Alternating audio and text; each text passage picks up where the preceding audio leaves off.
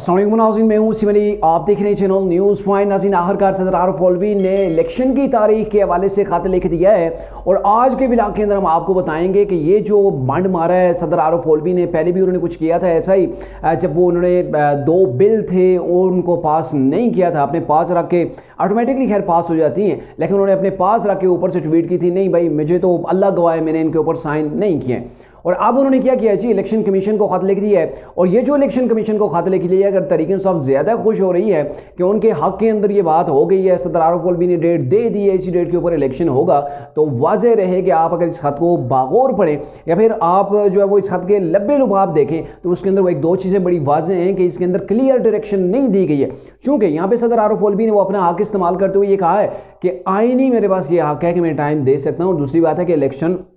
जब असम्बली तहलील होती है तो 90 दिन के अंदर, जैसे ये असम्बली तहलील होती है तो इसके 90 दिन के अंदर अंदर इलेक्शन होना बनते हैं और 90 दिन जाके मुकम्मल होते हैं, 90 दिन से एक दिन कम, यानी कि 90 दिन के अंदर इलेक्शन होना होते हैं। तो 6 नवंबर का उन्होंने बताया कि 6 नवंबर को डेट जो बनती है। तो इस सिलसिले के अंदर जो है वो इलेक्शन कमीशन तमाम सियासी जमातों से मुशावरत करे, मुशावरत करने के बाद वो जाए सुप्रीम कोर्ट, आला अदलिया के पास जाए और वहाँ जाके इस चीज़ को डिसाइड किया जाए ताकि आला अदलिया जो है तमाम सूबे यानी कि चारों सूबों के अंदर एक ही दिन इलेक्शन के हवाले से कोई डेट दे। यानी कि यहाँ पे सदर आरिफ अलवी ने वो बताई है कि 90 दिन मुकम्मल जाके होते हैं,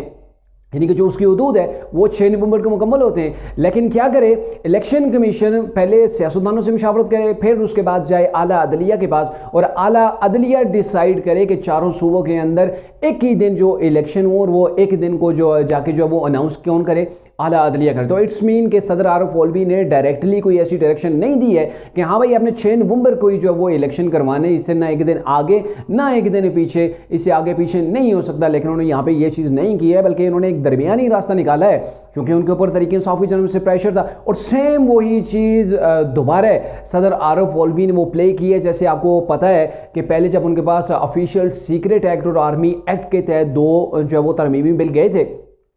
तो उनके ऊपर क्या किया था, सदर आरिफ अलवी को चूंकि 10 दिनों के अंदर साइन करने थे, अगर 10 दिनों के अंदर वो साइन करके नहीं भेजते या फिर उन्हें साइन किए बिना उसके ऊपर एतराज़ लगा के वापस भेजते तो बिल जो है वो पास ना होता। लेकिन उन्होंने क्या किया था, उन्होंने उसे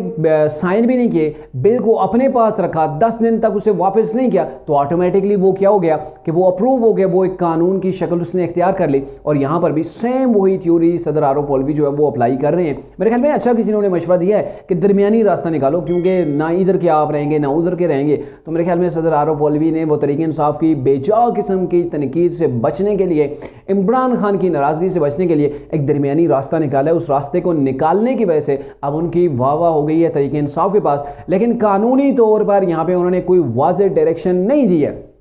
इतना ज़रूर कहा है कि 90 दिन के अंदर अंदर जो है वो इलेक्शन बनते हैं, होने चाहिए, ये आईनी हदूद और मेरे पास ये हक है कि मैं इलेक्शन की डेट अनाउंस करूं। लेकिन इतना लंबा चौड़ा ख़त लिखने का मतलब क्या था, जिसके एंड में जाके आप कह रहे हैं कि आला अदलिया डिसाइड करे कि एक ही दिन चारों सूबों के अंदर जो इलेक्शन हो जाए। और आपको पता है कि अभी तक हल्काबंदियाँ नहीं हुई हैं, ये आईनी जो वो एक इदारा इलेक्शन कमीशन है और इलेक्शन कमीशन ने डिसाइड करना है। चूँकि सदर तो अपने वो ऑफिस के अंदर बैठे हुए हैं, माने सदर के अंदर बैठे हुए हैं, इलेक्शन उनके कहने के मुताबिक जो है वो डेट तो वैसे भी ऑलरेडी जो है वो देने के लिए तैयार है। इलेक्शन कमीशन में भी शायद एक हफ्ते 2 हफ्ते के अंदर इलेक्शन कमीशन भी डेट दे दे, लेकिन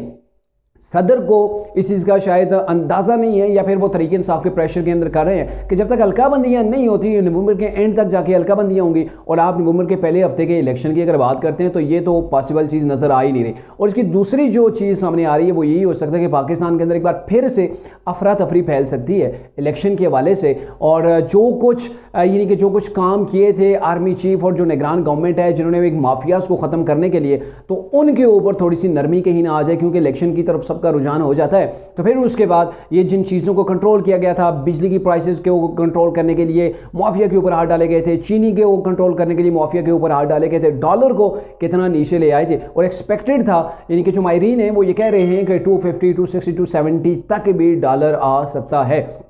लेकिन यहाँ पे उन चीज़ों के अंदर सुधार लाने के बगैर ही तरीके इंसाफ चाहती है कि उनके अंदर सुधार ना आए। लेकिन पाकिस्तान के अंदर एक और जो है वो एक